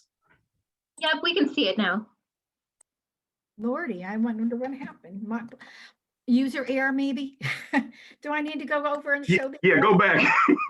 I'm sorry, everybody. You can just go back. All right. So this was SAM. That's the SAM website URL. That is what I'm saying. Type into your URL window. Do not use a search engine. That is what the SAM website looks like. If you go to the website for SAM and it doesn't look like that, you're not in SAM. You're in a for-profit website. They're going to charge you money, and it doesn't cost you to do SAM registration. You are certified as a small business through SAM. Here is the business search function with the Ohio Secretary of State's office that I recommend you go in and type in your business name and check your business filings to make sure they're accurate and up to date. Again, if you filed it like 20 years ago and you've moved your business since then, that's going to be a problem when the federal government is searching that to make sure you're legit. This is the website for you to go and get that DUNS number. And again, it's that begin DUNS search. Double check to make sure you don't already have a DUNS number. And if you do have one, you're going to want to get that DUNS number from Dun & Bradstreet, and you can request that they send it to you. And if you don't have one, you can go in and you're going to need this information to apply for that DUNS number. Again, once you receive it from Dun & Bradstreet, they'll email you with your DUNS information. And then it takes 48 hours after you receive that notification for Dun & Bradstreet to be able to communicate with the SAM system so you can do your SAM registration. This is the website and what it looks like that we recommend you use to look up your NAICS codes. Again, it identifies the products and services that the type of business that you are. You're also going to want to check your tax filing. They're going to ask you as part of your SAM registration, they do a cross check against the IRS.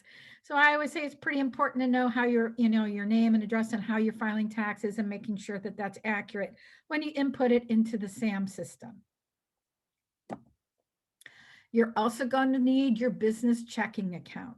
The SAM system is going to ask for your a business checking routing number and account number. And it's because the federal government pays you through the SAM registration system. So you have to have that information available. The other thing I didn't put on here, yeah, the phone number of your bank is going to be another question they're going to ask in case, let's say you get a contract and they're having problems with electronic payment, a phone number they can call at your bank to make sure, hey, what's going on? We're trying to pay them and it's not going through. So having that phone number for your bank is going to be important to make sure you get paid if there are issues. Other items that you're going to need for your SAM application, you're going to have access to a computer because it is an online application. While you're doing the application, you're going to have access to your emails because there are email notifications that occur during the registration process. And you're going to have a secondary security step. So there are three things. It's a dual factor authentication system that they use in SAM. So you're going to have access to like a phone or a cell phone, or you can get a text message or a phone call, or you can use an authentication app or a security key. And I'll go over those here in just a second. These are the authentication apps that work with the SAM system. I personally have used Google Authenticator. But these other ones also will work, just extensions or things that you can do to just verify that it's you and not someone trying to hack your account. There's also something called a security key. Now those cost money and they kind of look like a USB drive, but there are a lot of folks that do that and use that just for an extra level of security. You just got to make sure it's compatible with the FIDO2 standards, and you can look up what those are. And you can even find which security keys will work with that system if you look it up onto the internet. All right, so you've got all your ducks in a row. You've made sure you've got all your NAICS codes and all your information pulled together. You've got your DUNS number. You're ready to go. You're ready to get logged in and get started. You'll go to the SAM website and hit the login button. It'll then bump you over to login.gov, which is part of their dual factor authentication system for your SAM registration. As a first-time user, you're going to have to go in and create an account. They will ask you to submit your email address. You will put it in and submit, and you'll see here's where you need access to your email. They're going to send a confirmation email to your address to make sure it's really you. So you've got to go into your email and confirm it. Once you confirm it, then you go back and you're going to create a password. It has to be 12 characters long. They like to see a combination of letters, numbers, and special characters. It'll tell you how good the strength is, and it'll only let you go forward and when they see a password strength of good, and it'll monitor that for you. Then you're going to have to go in and choose which two-factor security system you used. Most people use a text message to their cell phone, but if you've got one of those authentication apps or security keys, you can put that in as well. Then it's going to, once you do that, it's going to put you back into the SAM system. You're going to have to use a username and password again.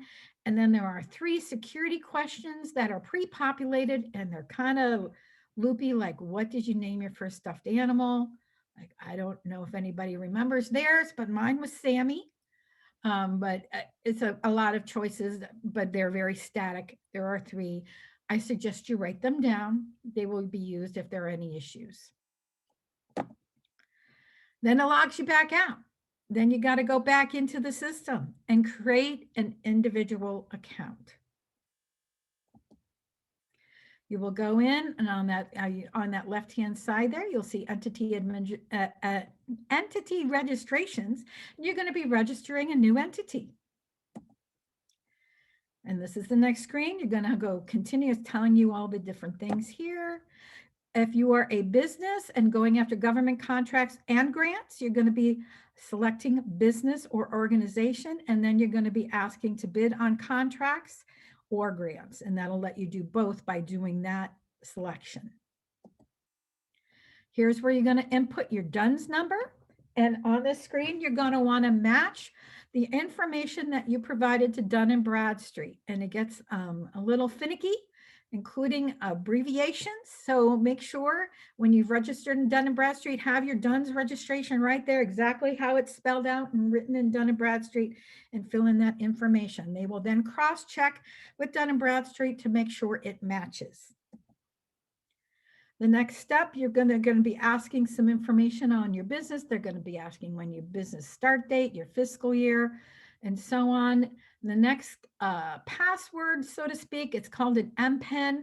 An MPIN is something that you're going to have to create that is going to act as your electronic signature through this process. You're going to need it on the next screen, and you will need your MPIN if you decide to apply for any other federal certifications like WOSB, 8A, or HubZone. You're going to need that MPIN. That MPIN is that electronic signature that allows the information you put into SAM to cross-check with other federal systems, that you're giving it permission to talk to the other federal systems. And the next one is going to be your taxes. And so you're going to put in your mailing address, and this is the information that you file in with the IRS. So that's why I said it's so important for you to double check your IRS tax filings, because they're going to want to make sure that matches up as well, knowing how you file your taxes and how you do things. Then you're going to sign that it is okay for SAM to access your tax records by entering your MPIN right there that you wrote. So always write that down. Don't hand out your MPIN. That's your electronic signature. That's giving somebody keys to the house. So keep that. Other than federal agencies, you don't want to hand that out. Write it down. You don't want to lose it. There's going to be a lot of other questions in the SAM registration. There's lots of screens where they ask you lots of various questions depending on your NAICS code and the type of business you are. I'm not going to go over all those screens here. I'm just going to go over some of the common ones that everybody has to fill out.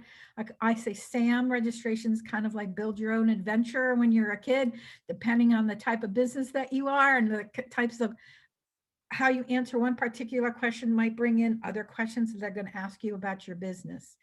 But here's the screen where you're going to have to put in your business checking information. And then that automated clearinghouse phone number, that's your bank's phone number. The remittance address, that's the address if they just can't work out the bugs on electronically paying you for your contract, they can mail a check. So that would be your address, not your bank's, unless you want your checks going to bank. I wouldn't.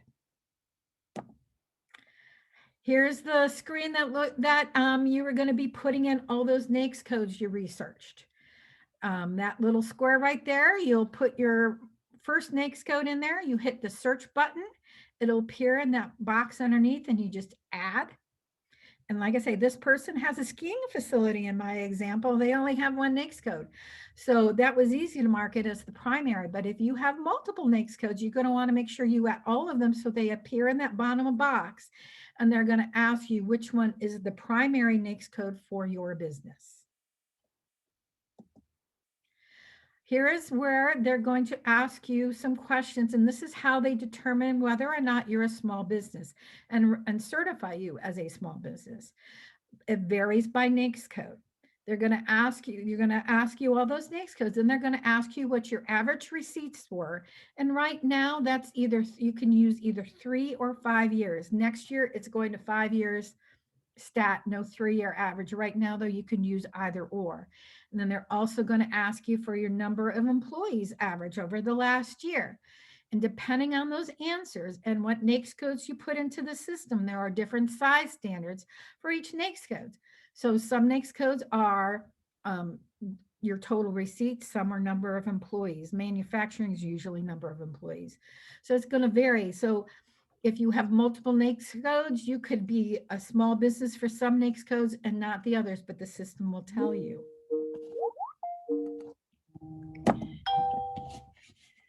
Whoa. Hello, Karen. Whoa. Is this Karen? I apologize. My phone went off. I'm just having all sorts of issues. So here you will see where on the next screen, it told them what the size standard was for the NAICS code. And it'll show you here whether or not they were considered a small business. So you see, yes, they're a small business. This screen right here where it says please select a value is talking about a small disadvantaged business. Small disadvantaged business, you can say yes if you would qualify for the 8A program, which is the set-aside program for disadvantaged minority or geographically disadvantaged businesses, or people with disabilities, if you would qualify for that, but you haven't yet applied. If you're not in one of the socioeconomic categories that would apply for SDB, that would apply for 8A, then you cannot mark this as a yes. The other thing you're going to be asked for is some points of contact. And these are pretty important. I've got a list here of which ones are mandatory. Your accounts receivable, obviously the person that does your accounting. Most people don't have EDI. Electronic business, that's a mandatory. Government business is a mandatory. All the others are optional. If you're a sole proprietor, the sole proprietor point of contact is also going to appear. All the others, I haven't really seen too much, and you don't have to put them if you don't want. The really important ones are your electronic and government business points of contact, because they're going to be getting, they're the ones getting information from the government. Let's say you were, they determined that yes, through your NAICS codes and your answers to receipts and employees, that you're a small business. A screen will appear with a link to the SBA Small Business Search. It's the SBA Small Business Profile. It brings your data into the Dynamic Small Business Search, which is a database that the SBA runs of small businesses. And the really cool thing, by going into the SBA Profile button, it brings you to that database where you can go in and add selling points, your capabilities, contracts, the things that you're really good at. It's like a free marketing piece, really, for your small business. And a lot of prime contractors utilize that dynamic small business search, and government agencies use it to look for small businesses to do business with. So if you skip it, you're just missing out on a great opportunity for free marketing for your firm in the government space, in the federal government procurement space. So we always recommend, a lot of people skip it. Don't skip it. Take the time to go in there and fill it out, because it lets other people find you easily. This is kind of what the Small Business Dynamic Search looks like. Anybody can go to this website and tool around and look for small businesses. And you can go there and look for teaming partners. Like I said, the government agencies use it. Prime contractors use it. It's a great resource. Put yourself in there. So what happens after you do this? You get it all done, you've submitted, and you hit the submit button. It's going to go through a process. You're not active yet. First, they're going to do that IRS validation, and that is the first check. And it takes anywhere from 3 to 5 days for them to cross-check the information you put into the system with the IRS. If you don't pass the IRS, you'll get an email saying you failed, and you're going to have to go in and correct your application. If you pass the IRS validation check, you go on to DLA. I'm not going to wear a mask because, you know, I feel like. Oh, okay. So then the Department of Defense is going to go in and do that checking. And that's when they're going in and checking your business address, making sure, you know, your business filing is accurate, your address is accurate, all that kind of stuff. They're going to be communicating with your government business point of contact when you put that into the email. Make sure, again, the email is going to come from DLA.mil, and they'll let you know if you have they have any problems. They flagged anything that they think is suspicious. They'll give you a chance to respond, typically 3 days. So make sure your government point of contact is checking their email every day. I just had a client that missed theirs and had to start the process all over again. So, and you'll be able to, you know, if they're satisfied, if they find any issues and they're satisfied with your responses, you'll go ahead and submit you to get your cage code.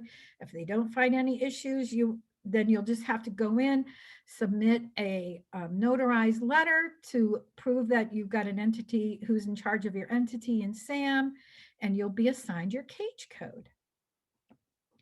And that is it. A high-end level. There's more to it, but PTACs are here to help you. If you could run a business, you can get registered in SAM. And like I say, if you want to apply for WOSB, 8A, HubZone, SD, VOSB, all the alphabet soup of federal government certifications, you have to have this step first. And we will help you through the process. This is my contact info and my phone number and my email address. Yes, it's a 614 area code, but I am here in Cleveland. And Thank you. Thank you so much, Karen. Thank you for being here. We are running a few minutes behind, so we're not going to be able to take questions for this portion, but I am going to make sure that everybody has Karen's contact information. So if there are any questions whatsoever that you have, you can ask her, and you will also have her PowerPoint presentation as well. Thank you so much, Karen. Have a wonderful day. Thanks, April.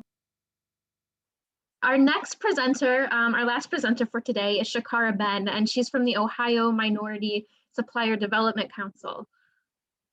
Hi, Shakara, are you there?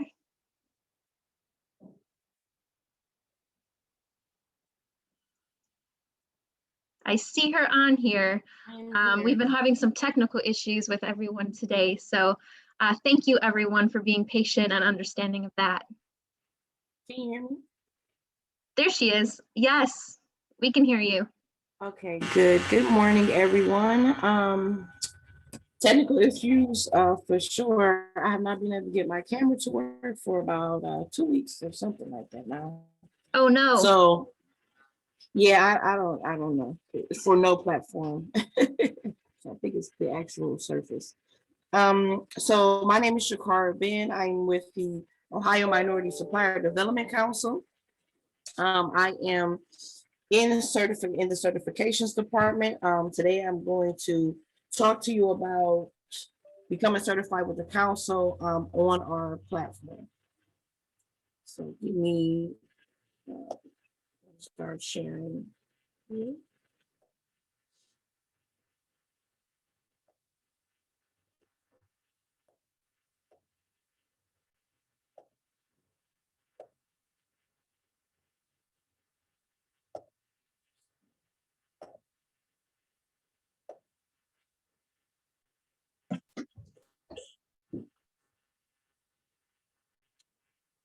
Can you see my screen? Yes, we can. All righty. So first process is first step is you're going to go to our website, which is ohiomsdc.org,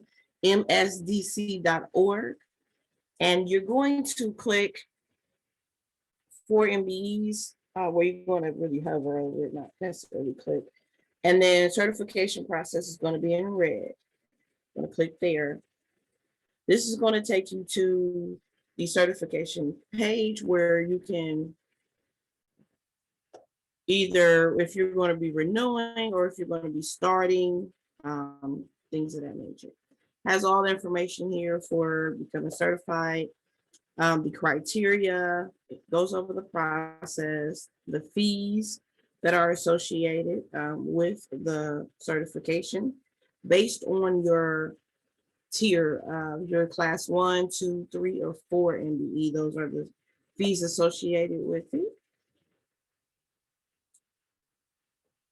And then we do have some videos right on the actual site from our national headquarters, which is NMSDC, and they're located in New York, on how to kind of go about doing this as well. So I'm going to still show you. So you're going to click apply for certification.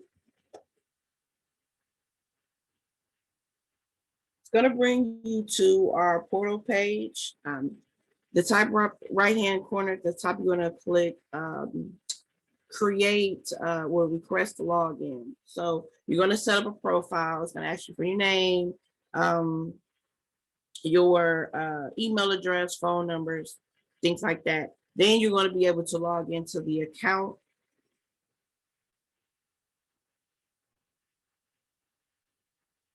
I'm going to show you what that looks like once you log in.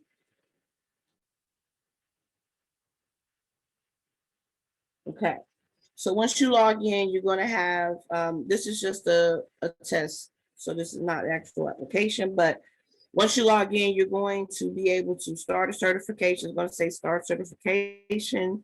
And once you click start certification, it's going to bring you to the application itself. It looks like this. You're going to put the general information in the applicant information. So we're going to, you're going to be entering your name, phone numbers, addresses, email addresses.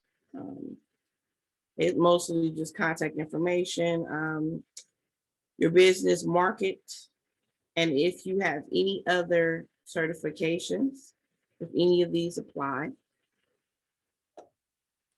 And then you're going to go to the bottom, you're going to put your annual sales. You have to put it in there for 2018, 2019. Currently, if you have completed your 2020 taxes, you'll be uploading those to substantiate your 2020 revenue, which you'll put in there. If you have not, then you'll need to have profit and loss statements or cash flow and balance sheets for the 2020 year to substantiate any income revenue that you want to put in 2020. Then it's going to ask about the company size, number of employees. You can see it's pretty straightforward. Your Dun and Bradstreet number goes in there, as we just learned how to acquire that if you have not acquired one. But it's not required for our certification. So as you move along up here, these are going to become checked green. So we're going to go to the ownership portion. Again, this is pretty straightforward as well.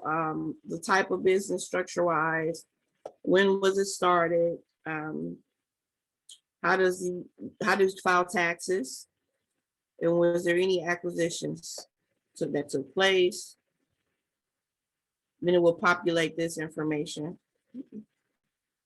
It'll populate this information. It is going to tell you based on what you selected, you need to upload 2 years of tax returns, depending on what type of return. It's going to be based on the structure that you selected. It gives you a key to use to be able to use when selecting what ownership role you want to give a person within the company. You're going to be able to list all the members of the company.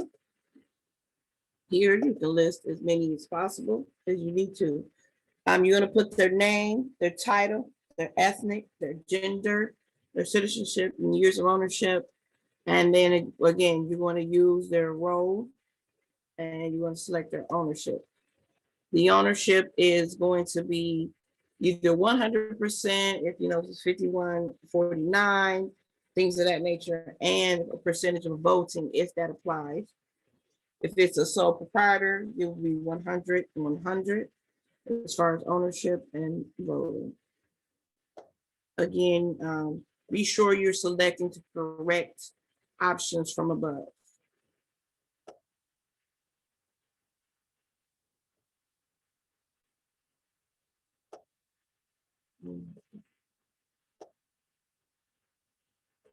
So it's going to ask you about the business itself. Is it home-based, leased, or owned?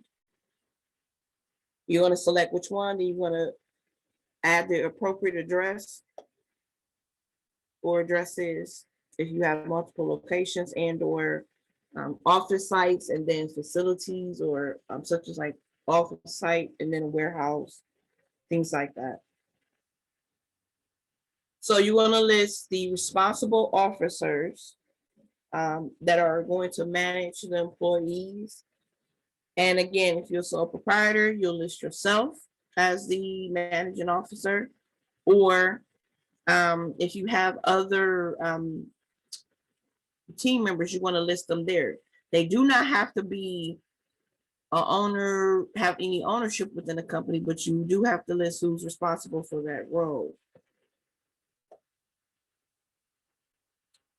And then you're going to go through any contributions that have taken place. The initial contribution of capital is basically startup. Basically, what did you put in when you began to start the business, and if any other areas apply. If it does not, just be sure to put NA where it does not apply. The next section is for any licenses that you may hold, need to hold for the business, if that applies.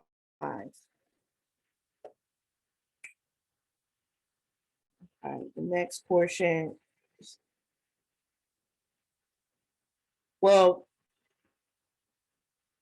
these are going to vary in response. If you have any specific questions on if this does apply to you or not, feel free to reach out to me, because it just depends on each business sometimes. It's going to ask you, you need to identify who's going to be responsible in handling these operations. If you're a sole proprietor and it's you, and you do everything, then that's what it will be.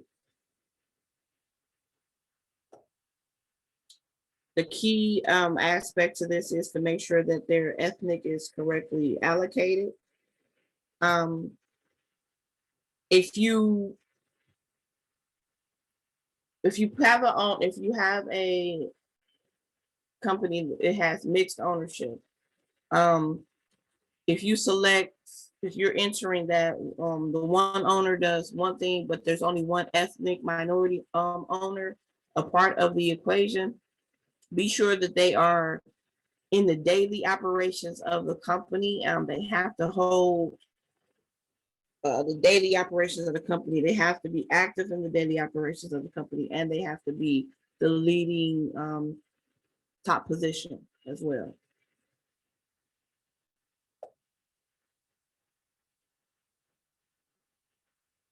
So you're going to go down 22.6, 2.7. Again, applies, doesn't apply.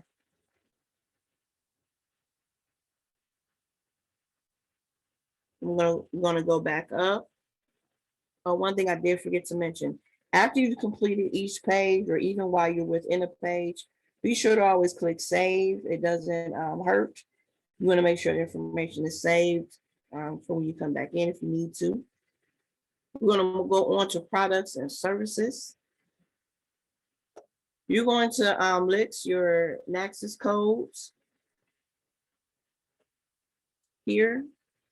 It does also allow you to search them as well. These are the same Nexus codes that you will use across all your certification applications. So if you have them already, I would suggest pulling them out and just entering them. Your business description type. You want to give, this is what our suppliers and our corporations are going to see when they search your business in the database. So you want to be sure that you don't just put, we use this example for a reason, but we put gas. So that doesn't tell them anything. You know, that doesn't let them know what you do, how you do it, you know, to a good format. So you want this to be basically your profile, your pitch verbally, if you want to say. So be sure that this is to the standard in which you want to present the company as. So I ask you the type of business, any transportation information. Again, that's something that's specific to a business type.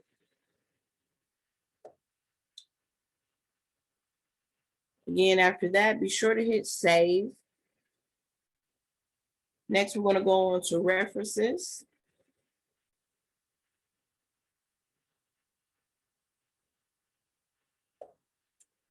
So you're going to need to select 1 and up to 3 industries for which you feel that the entity falls under. You're gonna need to provide at least 3 references. These references can be previous customers, as I know it says current customers. It can also be previous customers as well. So if there's any questions about that, if you're a startup, let me know. You may not have all 3, you may only have 1. And that's understandable, or you may not have none. So that's when you'll click not available. Bank references. Basically, when you opened your business banking account, the person that you opened it with, their information is generally in the, the folder they give you, or a card or something like that. That is who you will use. If you already have a relationship with a particular banker, you would just put that information in there. Again, after that, I want to make sure you continuously hit save. Next, we're going to go on to the documentation. So the rest of the beginning part of the application is pretty straightforward. Nothing out of the ordinary. Now the documentation part can be tricky. So the way that the documentation needs to be uploaded is that it needs to be,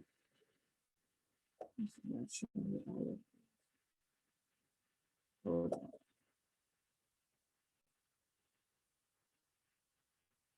This is not the documentation page that I need you to see. Give me 1 second. I'm gonna.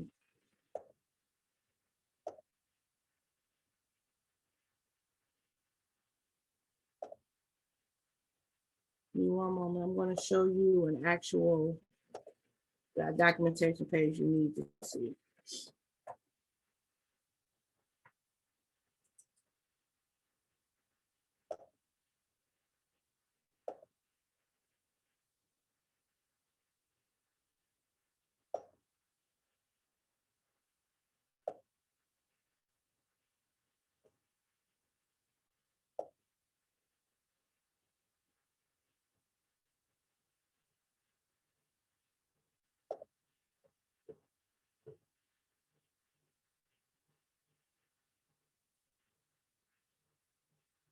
One moment.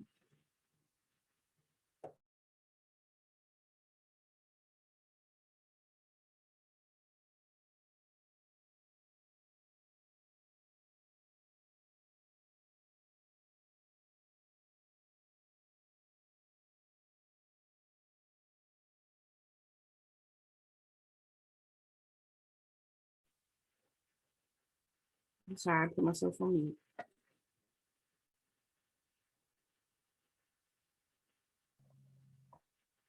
Trying to screen share.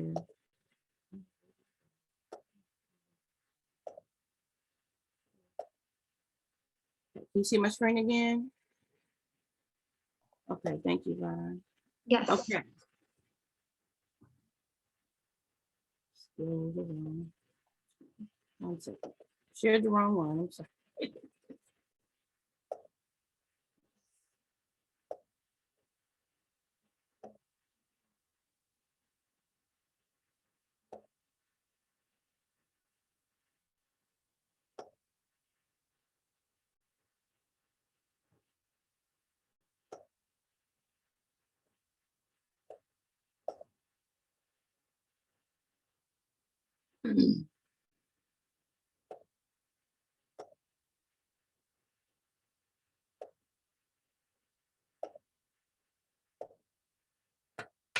All righty.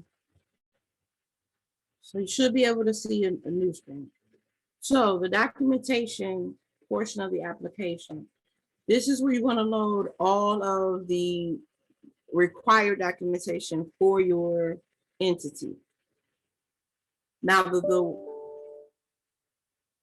best way to do this is when you start the application, look at the documentation list. You're going to see that you can upload each document to its area. Scan like your ID it has to be in color. You have to scan the front and the back of it. Scan that as one PDF.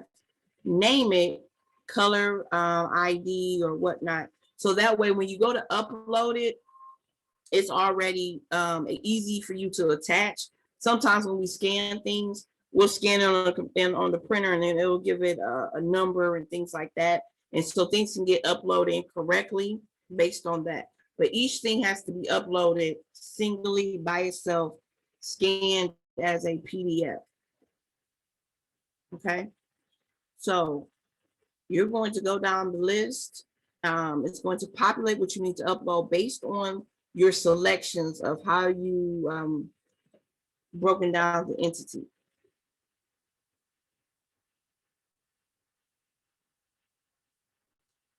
The biggest thing about this is sometimes your tax returns may be too big to upload. The way to kind of get around that is when you scan it, be sure to save it, rename it, open it, save it, and rename it again. That generally reduces the size of the file and makes it easier for you to be able to upload it.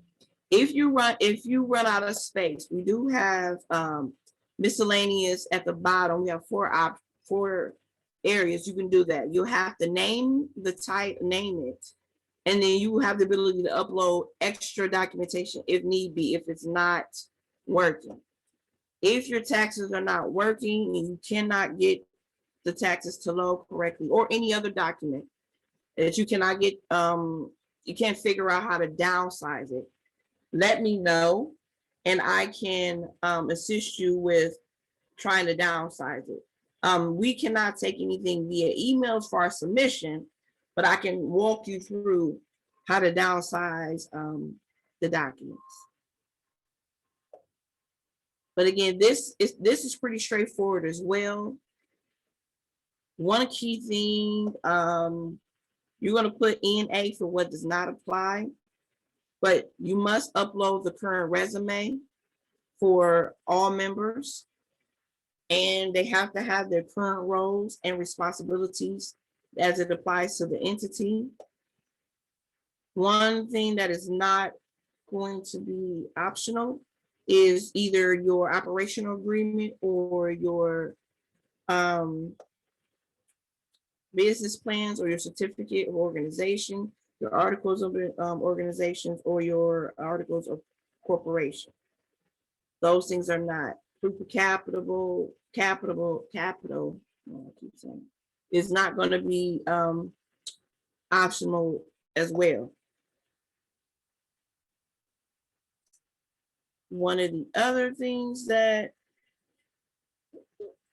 your minutes are not as well. You need to upload your minutes.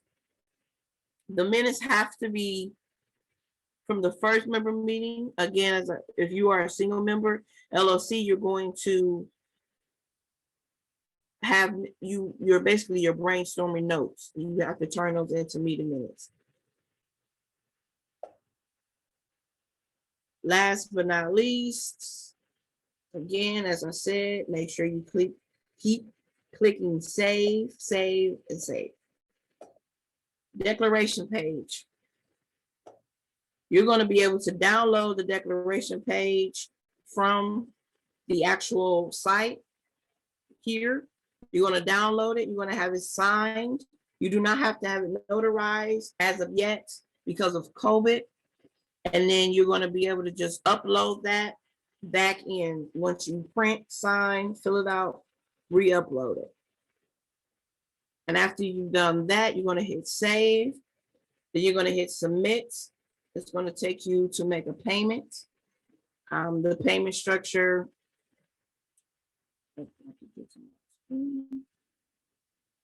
After you made your payment, you're going to get a receipt. If you have questions or want me to review the application prior to you submitting, please let me know. I highly suggest it because once it is submitted, I cannot go in or fix anything. It is off to the director for review at that time. I think I stopped. Okay. Is there time for questions or no? April? We are actually running a few minutes behind Shakara, but we can take 1 or 2 questions if anyone has them.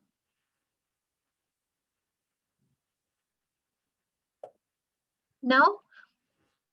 Okay, well, once again, everyone, you will have time to make an appointment with Shakara. You'll have her contact information, and you can ask her any questions that you had over this presentation today.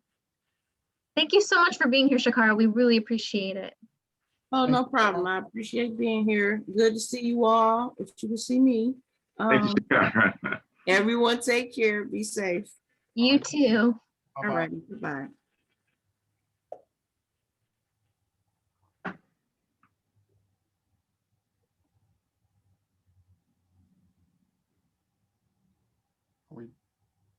Okay, everyone, thank you so much for being here with us today and dealing with all the technical difficulties and everything that we had, but we really, really appreciate it.